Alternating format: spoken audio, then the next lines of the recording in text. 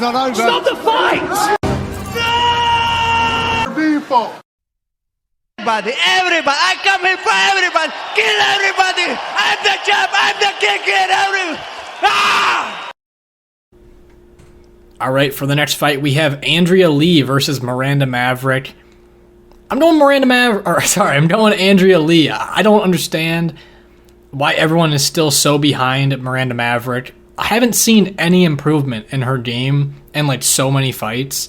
She's the same fighter that fought Macy Barber and should have won, and I think everyone just kept that opinion about her and has just rode it for the last 2 or 3 years. I know she's younger and all that, but Andrea Lee actually has a pretty sharp jab.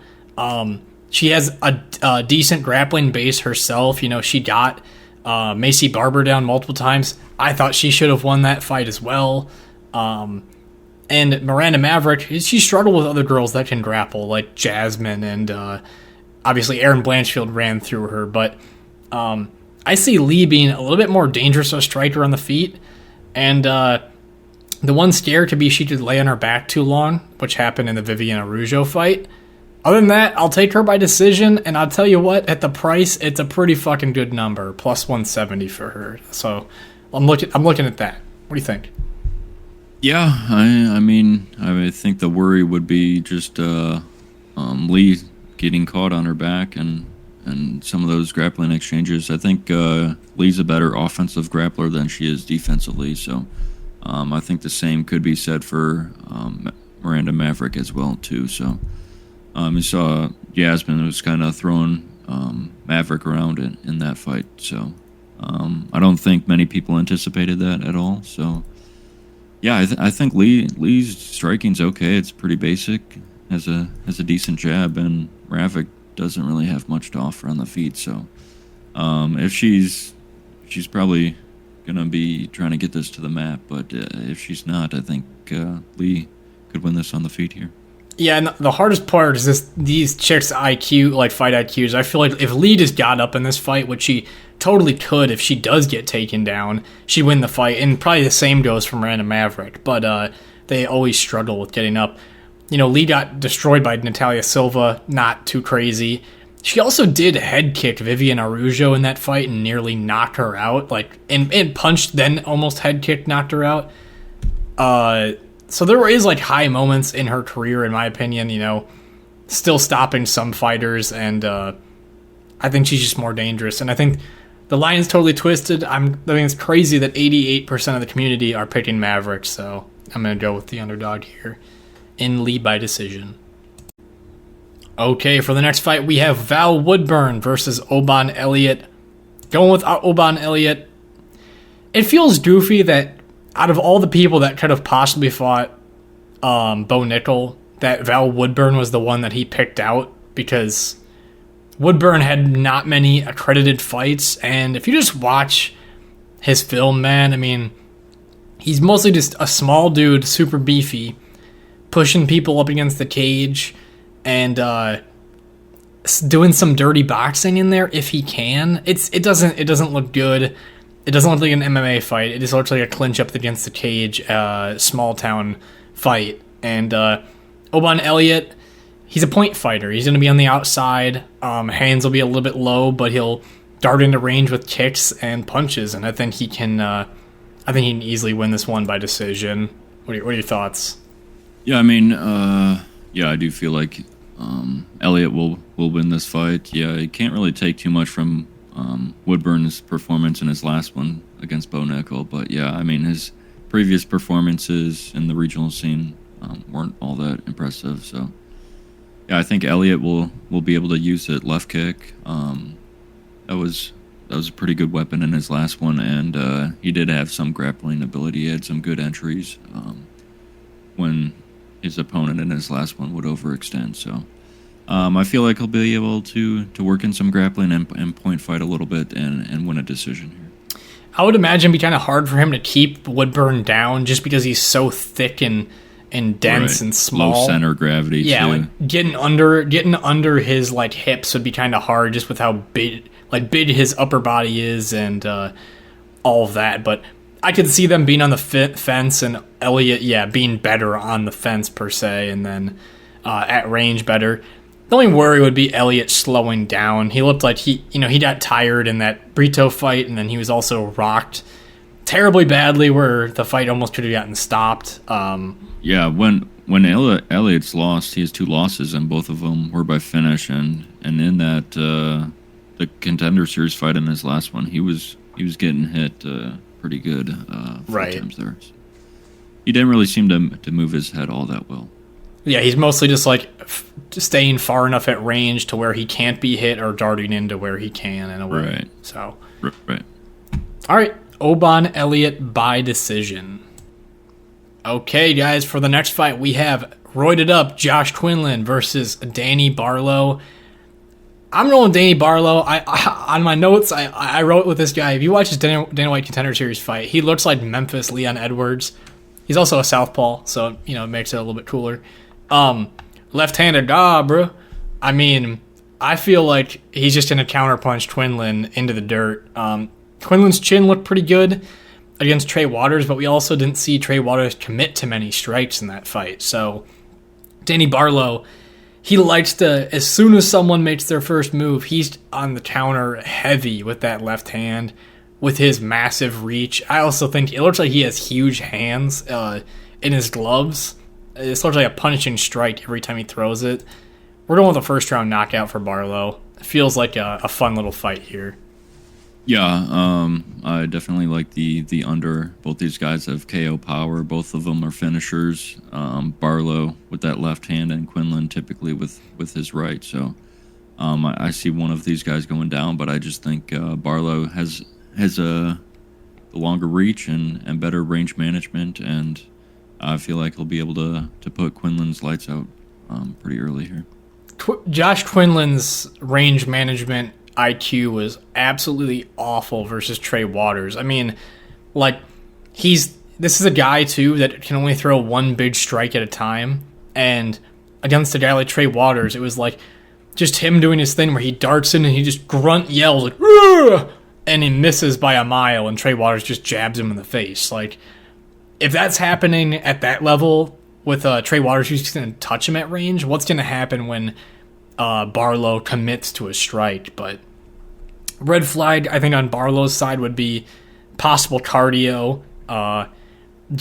He expended a lot of energy, I think, trying to go for his finish on the Contender Series.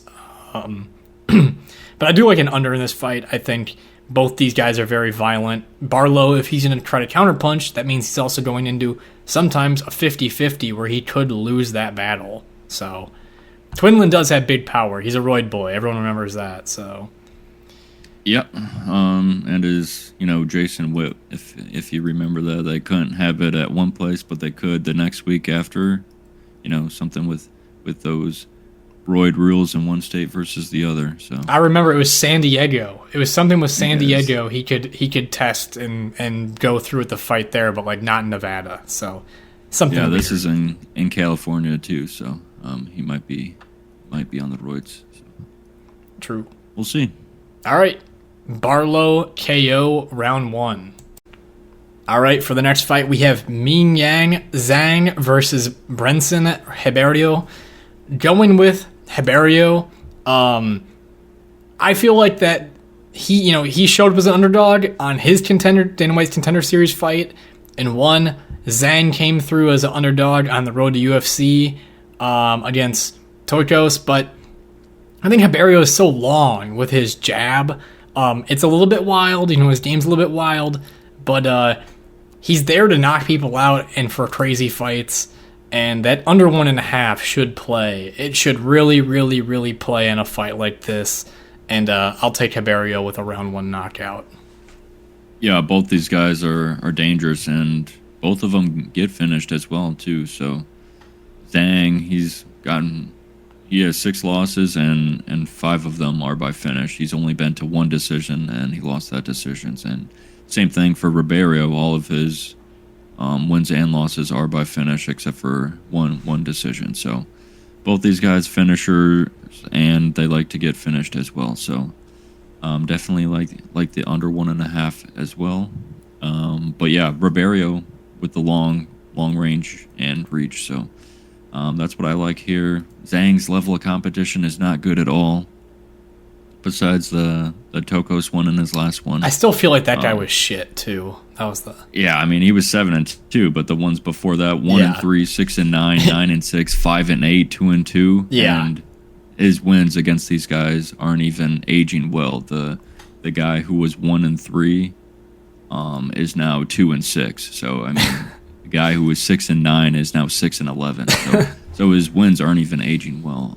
Those guys are getting finished by other guys, so better level of competition and range. I like Ribeiro here. And it's hard because Zhang, he's a guy coming from China. There's not really an MMA scene in China as much, so a lot of people you're facing are low level. Also, he's a former heavyweight, down to light heavyweight, and I thought he did look good in the road to UFC, but he's also hitting an easy target. It looked like, I don't know how that dude was like a -600 favorite, George Tokos. Zhang had low hands. Decent boxing, but it's just kind of who gets hit first, it feels like, in a fight like this. And Ribeiro held up for the time being versus Bruno Lopez, I believe, yes. And he delivered the knockout blow, so I think he punches through the target. I think he finds a finish, so under 1.5, look at it. Rinya Nakamura versus Carlos Vera. This is just a pretty easy one, it feels like, to make a pick on. Nakamura is a big prospect here. He's going to come in as a big favorite. But I like this guy's just ground game overall. Obviously, he's a very decorated wrestler. And I think I've just seen Carlos Vera in some of those fights being on Tough, on his regional scene. He's given up some bad positions. He doesn't mind being off his back. And he's just going to lose minutes or get submitted. I'm going to take Nakamura for a round 2 submission. But this fight on the feet, it could be somewhat interesting. I'd still favor Nakamura, but what do you think? Yeah, I mean, Nakamura's game plan is probably going to be get this fight to the ground and look for subs. I mean, Vera's making his UFC debut here at 36 years old. Nakamura, the young prospect at 28, he's improving every fight out. So, I feel like he'll be able to get this one to the mat and maybe find a submission. Vera, two of his 3 losses are by submission as well here, but Right, and Vera has a very weird stand-up style. He doesn't like using his hands. He darts into range, and then he just kind of throws weird kicks, and I don't see them being extremely effective. But he does play that weird range game where it could be tough, and Nakamura is a little bit crazy on the feet, so it could lead him to being open for a shot, but I don't feel like it. He's gonna end up being like a -500 favorite, so gotta stick with Nakamura here. Okay, for the next fight we have Marcos Rogerio de Lima versus Justin Fat Man. I'll just call him Tafa. What do you got here? He's the bad man. He looks like the fat man to me. And we're going with de Lima here. I mean, I feel like a lot of people will be looking at his last performance and be like, yeah, Derek Lewis just flying need him. So, and look at Tafa's last performance too and say, oh, he knocked out Austin Lane in the first minute or so or whatever it was. So, yeah, I mean, I think recency bias will play a part in the community here, and I'm gonna go with Lima. I think he's got really good leg kicks.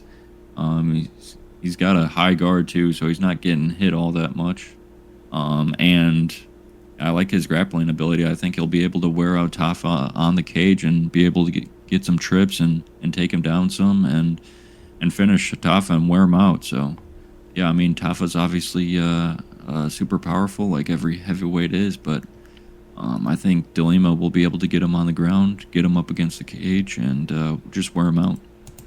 Yeah, don't let these heavyweights distract you. I mean, Tafa's turned into a hype name because he looks like Tai Tuivasa, in my opinion. Like, they're both just fat and saggy and Samoan or whatever.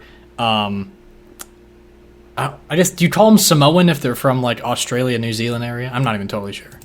I have no idea. Islanders? I don't know. Polynesian? Something like that. Justin Tafa, though, beating Austin Lane, like you just mentioned, beating Parker Porter, beating Harry Hunsucker, losing to Jared Vanderaa. So just know who you're dealing with here. It's not a special fighter in any way. Obviously, the knockouts are still impressive. He's hitting the target heavily, getting these knockouts, but you're still dealing with a pretty low-level guy. De Lima, high-level experience. Like you just mentioned, he was a huge favorite versus Derek Lewis, minus 200. And, he's coming into this fight now at more of a pick'em price against a guy that Derek Lewis would send into fucking orbit. He would kill Justin Tafa. So the odds are a little bit, shaky, and everyone probably will pile on Tafa, but just don't forget. That's what I'd say. So, other than that, I agree with what you said with the grappling and kicking. So, De Lima, KO, round 2. Okay, for the next fight, we have Amanda Lemos versus Mackenzie Dern.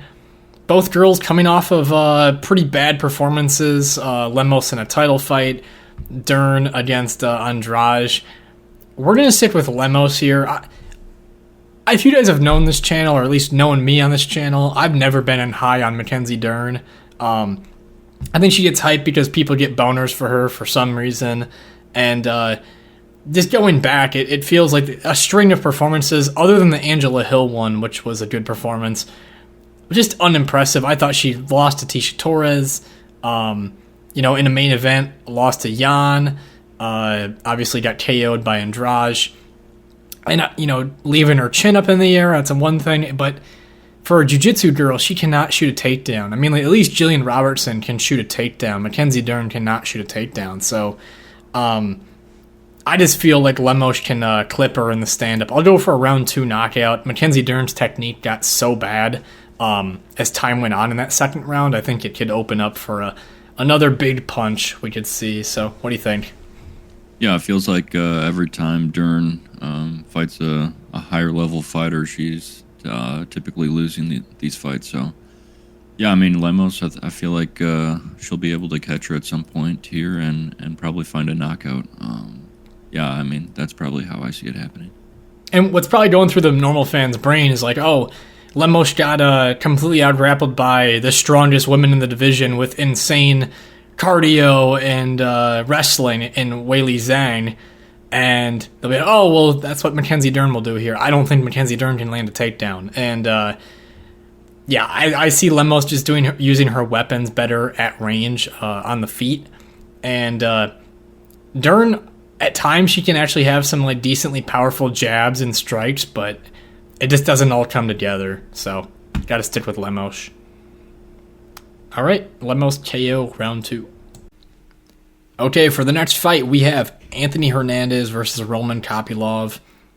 This is such a great matchup. This is a pure striker versus grappler type matchup. And I got to go with Roman Kopylov. I was kind of divided on this all week. I had to watch some more film, think about how things could play out. And I got to go with Kopylov by knockout in the first round as well. Anthony Hernandez, as good as he is with his grappling and his cardio base of grappling, he's pushing people up against the fence, and he's getting to their legs and just wearing on them. And I love his style. He's one of my favorite middleweights. And I love Kopylov, too, for a middleweight. It's sad a little bit that I have to see one of them lose. But for the most part, Anthony Hernandez is a little bit soft in the midsection, and Kopylov hits the body so fucking hard on these guys. And if Hernandez is rushing into range, Kopylov can keep his hands a little bit lower, work the body. His kicks to the body, his kicks to the head. I think he mixes it up better. His takedown defense also has looked good against Duraev. Only got taken down once, and it was because the ref had to give a takedown to Duraev because of a cage grab. So, other than that, I feel like his takedown defenses look good. He's a big fucking dude. His height is listed wrong here. I think he's taller than that. But other than that, give me Kopylov. What do you think? Yeah, I love both these guys. I think, Hernandez has started slow in his last couple fights, so I think Kopylov can take advantage of that. But Kopylov only has one first-round KO.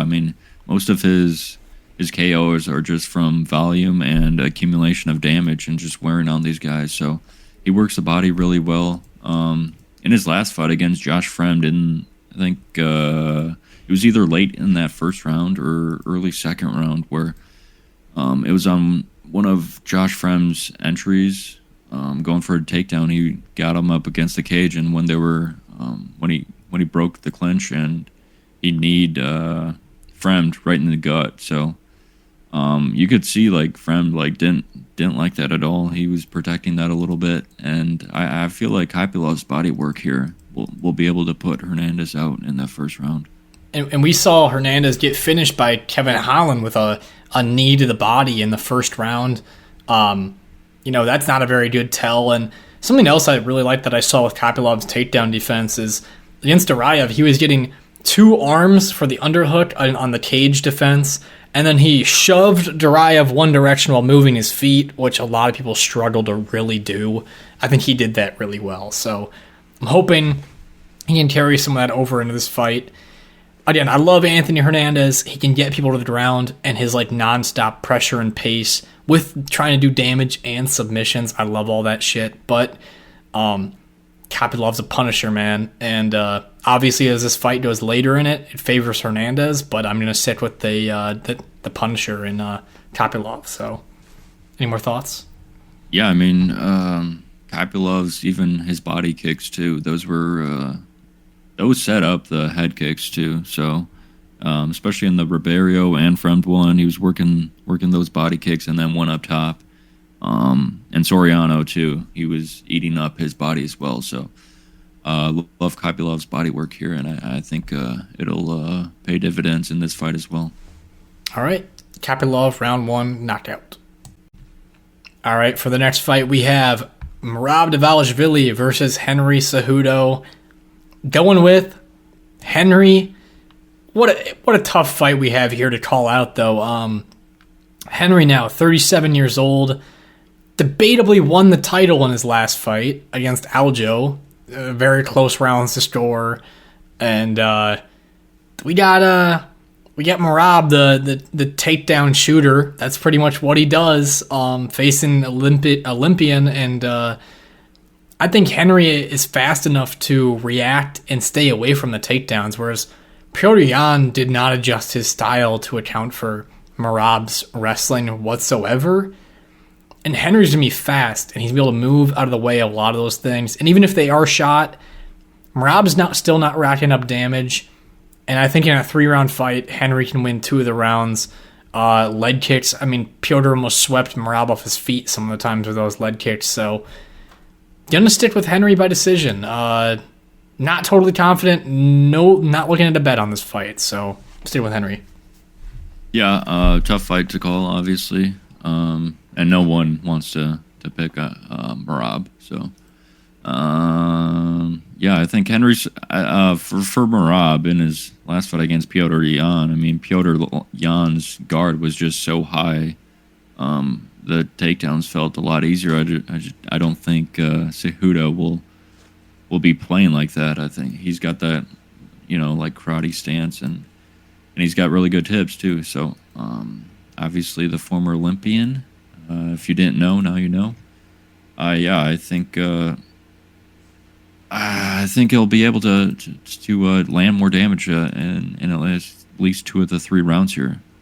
Rob, he's just trying to get takedowns. Even in the Jose Aldo fight, he didn't do any damage in that fight. It was just holding him against the cage. Yeah, and it was kneeing his back of his legs and shit like that. And yeah. I mean, even if Henry just gets like 4 punches, 5 punches, good punches off in a round, it might win a round if Dvalishvili isn't, throwing any punches and just trying to sniff a crotch. So right.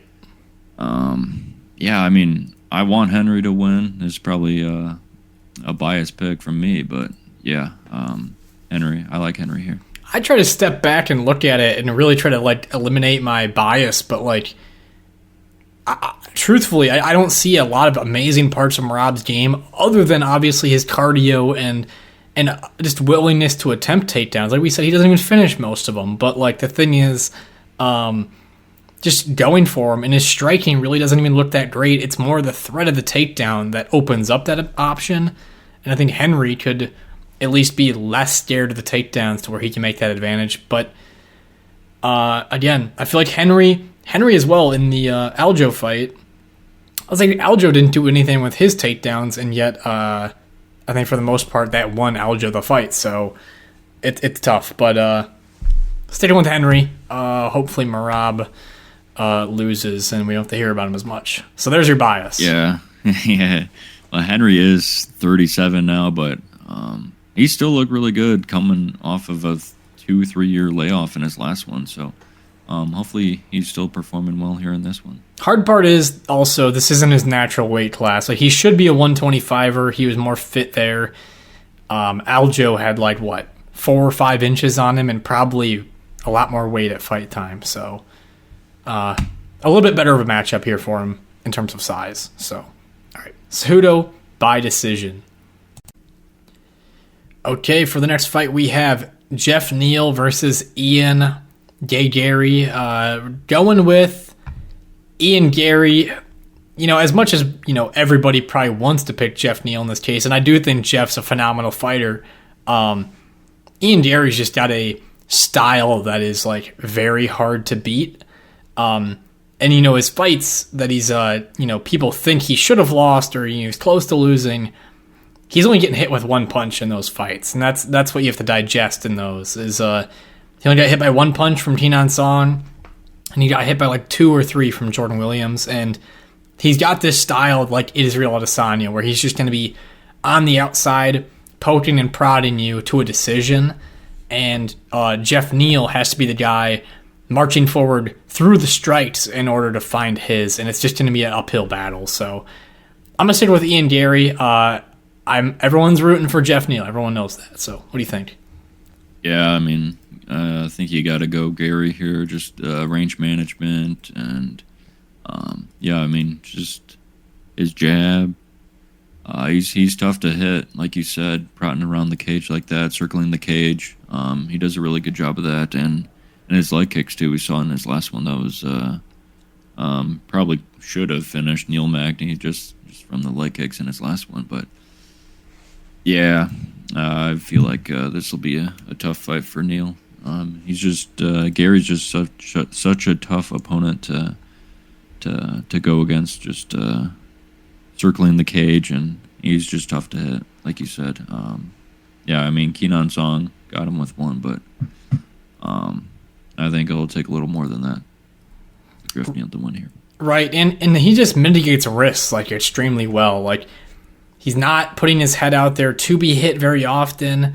Even in the Neil Magny fight, he wasn't aggressive at all, but he never even put himself at risk of being in any trouble in that fight. So what do you think he's going to do with Geoff Neal? He's just going to touch and move the entire fight, and every one of the fights he's getting is in the big cage where he can, if this is in the small cage, you'd be like, shit, this is going to be a fight. But this is in the big cage, and Geoff Neal has got double the ground to cover to try to get him. And Neal, fantastic left straight down the middle. We probably won't see any grappling in this fight, but Ian Gary's got also the body kick opened up to him, because Geoff Neal probably won't be hitting the body kick very often.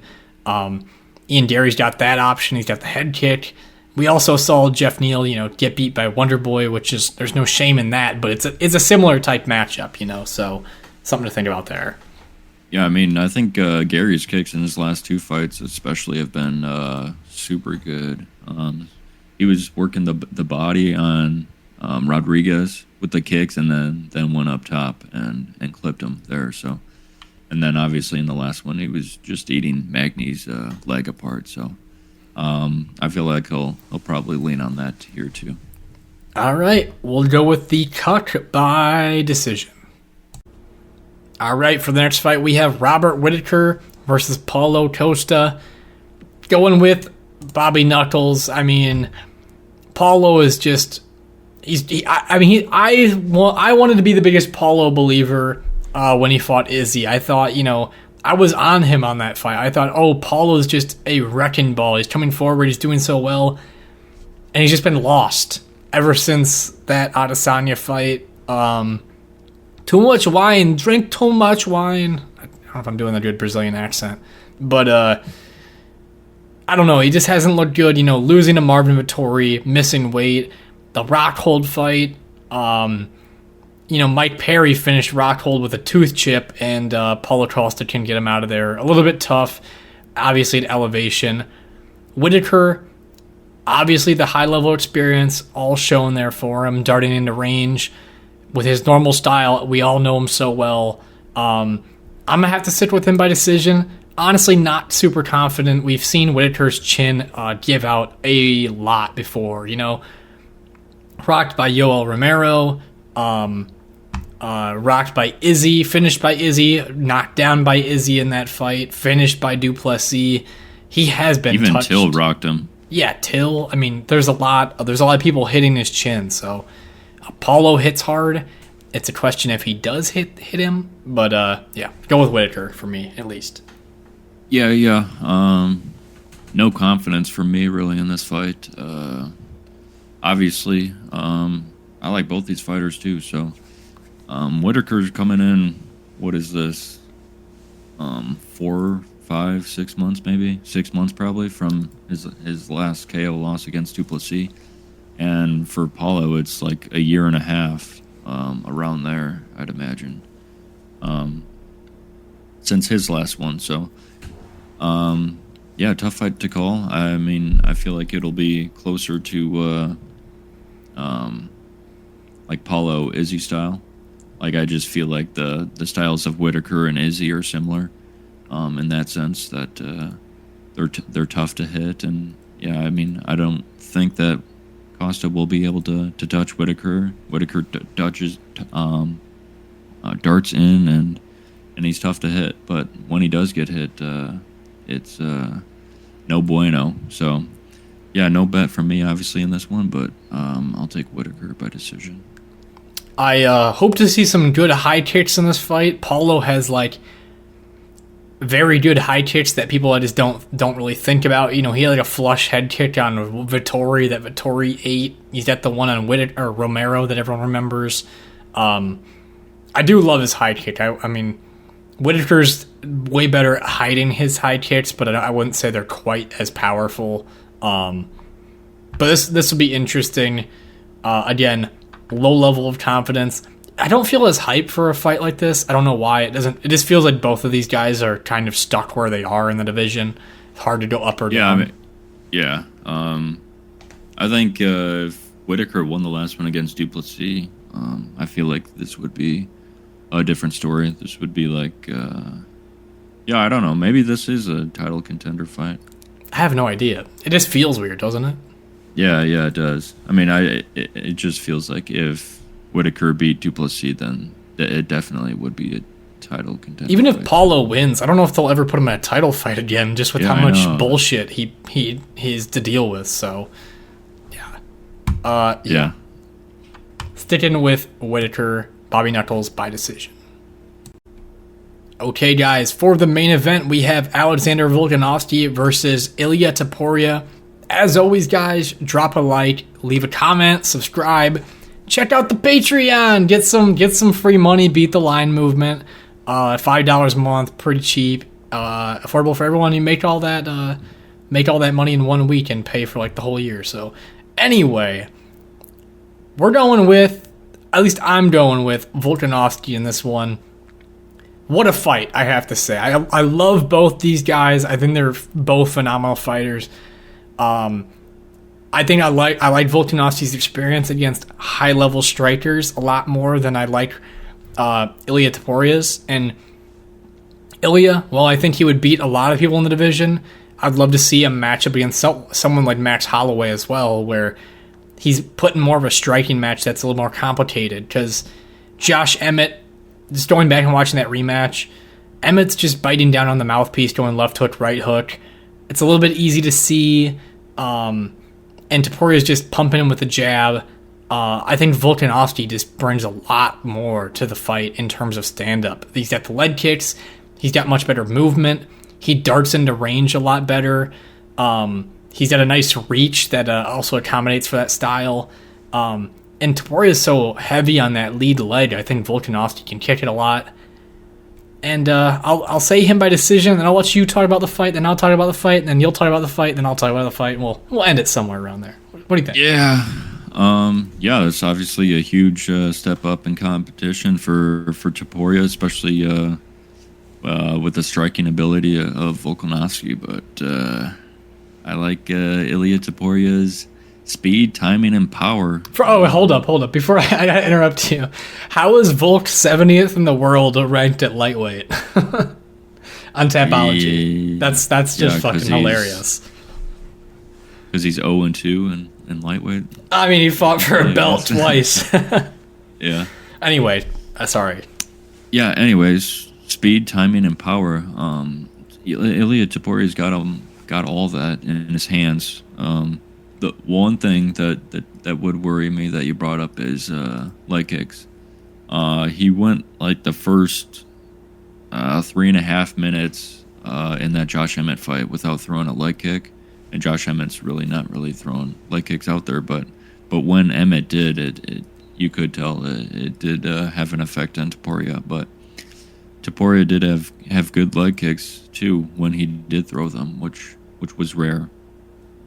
But anyways, he's got really good counters and combinations. He does a nice step back, slide step, and then he counters with two, 3 punches. So if Volkanovski's darting in, trying to land a combination, I feel like Topuria could be able to step back out of range and land 2, 3 punches on Volkanovski. So I really like that of Ilia Topuria's game. He's got tons of speed, tons of power. He's got it all. 27 years old against 35. We'll throw the age out there too. And he's really efficient too. He's not having any wasted movements. He's not gassing himself out, but he does get a little hook heavy and overthrows at time. But for the most part, he is pretty defensively sound too. So. Yeah, one of my notes I wrote down here is at times a little hook happy and can leave himself open. Because it felt like at moments he was going into 50-50s with Josh Emmett, where it's like, why would you even risk to lose the battle here? So obviously he's got crazy power, so it's not too concerning, but against Emmett it was. But something I think about this fight that, is the hardest thing to determine and what makes the fight so interesting is the mentality of both the fighters. You got Ilia, undefeated, just demolishing people in a wrecking path. And you have Volkanovski, featherweight GOAT. Sorry, Aldo, but he is. And, running through people at featherweight, beating, almost beating or beating Islam in anyone's opinion. And then going to a head kick knockout, very brutal. And, short notice, all that was, you're like, what's going through your head after something like that? Are you going to be phased by that in your next fight? I don't think completely, but definitely a lot of things are not going in his favor here. A lot of people are picking Topuria. A lot of people are doubting him, and I don't know if that's good or a bad thing for him in this scenario. Over time, it looks like it's been a good thing for him. So, yeah. I mean, people have been doubting Volkanovski pretty much his entire career. Both the first 2 Max Holloway fights, people were still doubting him then. So, right. I think, I'm a huge Volkanovski fan, but I think Ilia Topuria can squeak this one out. Yeah, I mean, I think it goes to decision. Both these guys are super tough, super durable. Volkanovski's never been, I guess, KO'd by a featherweight, you could say. Yeah, I was thinking he has one other KO loss. Welterweight. I think that was it. Yeah. Welterweight too. So, yeah, he's never been finished as a featherweight. So, both of them are super tough, super durable, and I just think Ilia Topuria will be a little bit quicker and will do a little more damage here. Height-wise, this might be like the first time we might see Volkanovski throw like a head kick in a fight because his legs are so goddamn short. You're fighting Max Holloway so many times, you can't get a head kick in. Something else I want to think about in this fight is the grappling, because Ilia Topuria is the submission grappler, and Volkanovski is like the cardio wrestler. So I honestly think Volk has a big opportunity to pull Topuria into deep waters with wrestling. You know, Bryce Mitchell got Topuria down once or twice. I mean, one of the times he popped right back up to his feet. The other time he ended round 1 on bottom. And if Volkanovski starts a wrestling pace and mixes that up in round 1 where it's a little bit of striking, a little bit of kicks, a little bit of wrestling, it's going to be hard for Topuria to find those big shots to win a fight like this. And one of the notes I wrote down in this fight is I feel like Ilia will have the bigger moments, but I think Volkanovski will win the minutes. And that's just kind of how I see it. I can see where you think this one will go to decision. I do think it's going to be pretty much Volk's only route to win, in my opinion, is by decision. And I think I don't really see him getting a knockout, to be honest. And because Topuria's got a high guard, and Topuria's route to winning would be a knockout or a decision, and maybe a guillotine. He might try a guillotine, so who knows? But yeah, I mean, I thought Topuria showed pretty good cardio in the Josh Emmett fight, which was good to see, and gives me a little more confidence in this one too. So, and Ilia will be marching forward the whole fight too. I think Volk will have to be giving up around a lot of the fight. So yeah, Ilia did a good job of cutting off the cage against Josh Emmett. He wasn't like wasting movements either. So right. Yeah, should be a really good fight. I'm looking forward to this one. This is almost one where I'm like biting my nails because I'm nervous for just for the fight to happen. So yeah, I'm not betting on anybody here, but nope, this is a fan fight. Yeah, exactly. All right, Volkanovski by decision.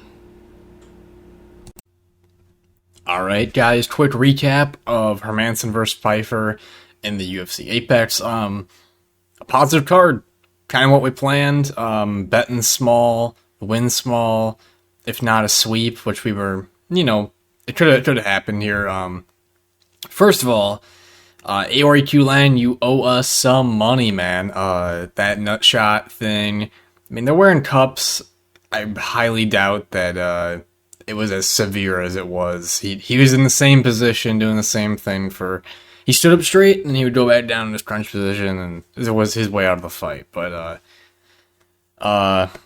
yeah, should have been a win there, but ends up being a no contest. Obviously ahead in that fight, too. Then, Robert Bierjek, man, way wrong read. I was just totally wrong about this fight. I was shocked. Like, Bierjek's cardio was awful. Like, I've never seen somebody who'd had an eye poke and a nut shot in the first round had 2 minutes of rest and couldn't hardly keep up with the boxing pace of the fight. So that was bizarre. And I know he's had a string of first round knockouts, but I went and watched his film like from 2 years ago, and there were some fights with some distance, and he looked good going the distance sometimes. So I was super confused by that one.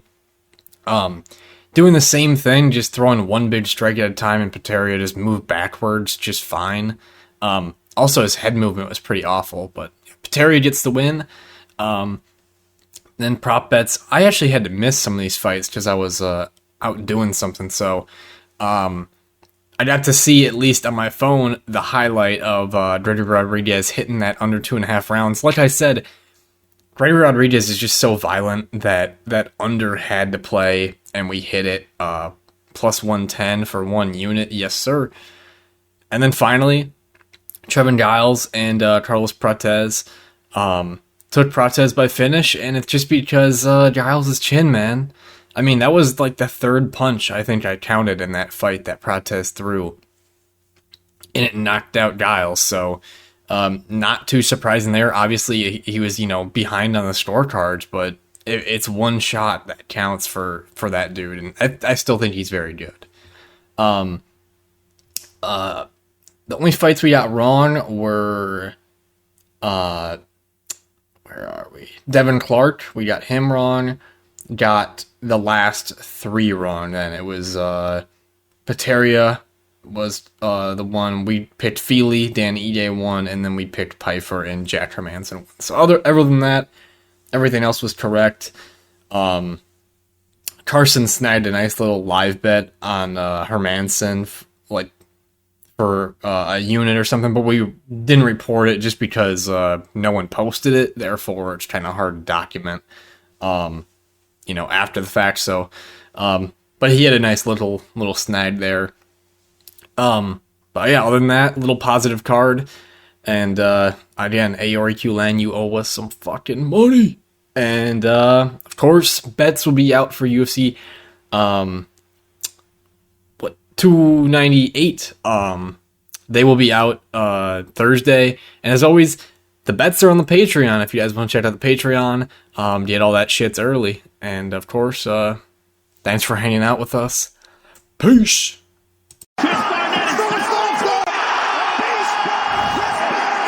I know. It doesn't matter from the trenches. I'm built like this. The old doubted me said I couldn't do it. The old said I couldn't do it. Look at me now.